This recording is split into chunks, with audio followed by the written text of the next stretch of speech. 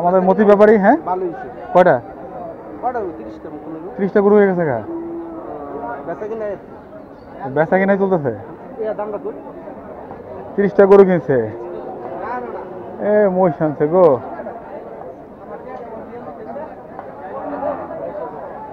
মহিষ আনছে, মহিষগুলি খুব দুর্বল দুর্বল।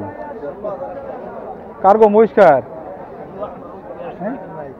নাই, এত ছোট ছোট মহিষ, এত ছোট ছোট মহিষ হয়েছে।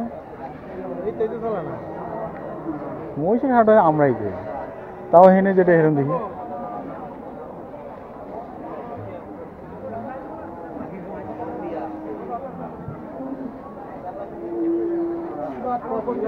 দাম দাম চাইছেন আপনি কত করে?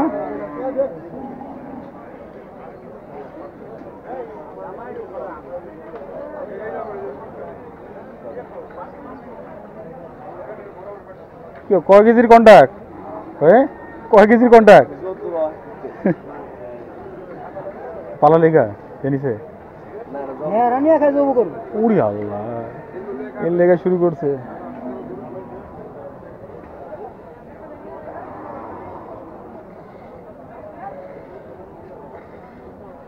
বাছুর নাই না? মারা গেছে বাছুর? না, বাছুরটা ঠিকই নেই মনে হয়, এগুলো বাদ দিচ্ছে। আগে বেশি হলেছে। বুঝতে পারলাম অনেক সময় গরুর বাছুর কিন্তু আগে বিক্রি করে ফেলে বা মারা যেতে পারে, তখন দুধ দোয়াতে কষ্ট হয়। তো যাইতে চায় না গো।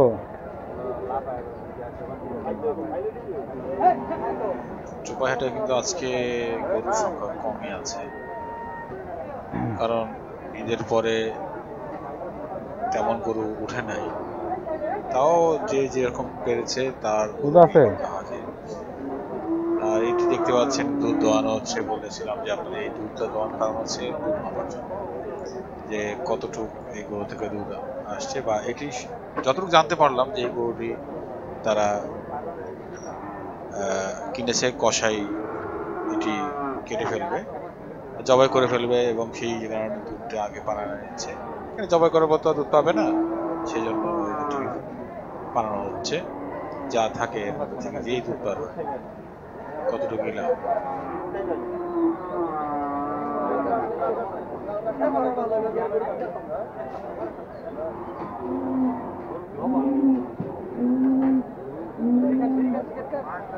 মোটামুটি এই গরুগুলি বেচা হয়ে গেছে, সব মনে হয় মতি ব্যাপারে কিনছে। আসলে কসাই ভাইরা আসে আগে, বা ব্যাপারী আসে আগেই, কীভাবে গরুগুলি কিনে সবগুলি কিন্তু তাদের কেনা হয়ে গেছে। কেনা হলে কিন্তু মার্কিং, এটা মার্কিং দেওয়া হয়ে গেছে। বন্ধুরা, আমরা দেখার চেষ্টা করলাম যে আজকে চোপাইহাটের কি অবস্থা। গরু তেমন উঠেনি, আর লোক সংখ্যাও তেমন কমই চান, এবং দামের ক্ষেত্রেও রিজনেবল চলছে। এবং দেখতে পাচ্ছেন এখানে যেগুলি মার্কিং করা আছে, বলেছি যে কসাই ভাই বা ব্যাপারী ভাই যে যেরকম গরু কিনে তারা সেরকম মার্কিং দিয়ে দেয়। যারা বেশি কিনে থাকে, যেমন 30, 40, 50টা গরু কিনে থাকে তারা এরকম মার্কিং দিয়ে রাখে। এখানে আরেক ভাই কিন্তু আছে, সেও কিন্তু একেবারে গরু কিনা নিয়ে অস্থির। তো যারা যেখান থেকে দেখছেন অবশ্যই চ্যানেলকে সাবস্ক্রাইব করে রাখবেন। যারা নতুন তারা চ্যানেলকে সাবস্ক্রাইব করে পাশে থাকার চেষ্টা করবেন। আমার চ্যানেলে নতুন নতুন ভিডিও আপনারা দেখতে পাবেন। কিনা ফেলেছে সবাই। আজকের জন্য এখানেই বিদায় নিব, পরবর্তী ভিডিও নিয়ে হাজির হব। সুস্থ থাকবেন, ভালো থাকবেন, আল্লাহ হাফেজ।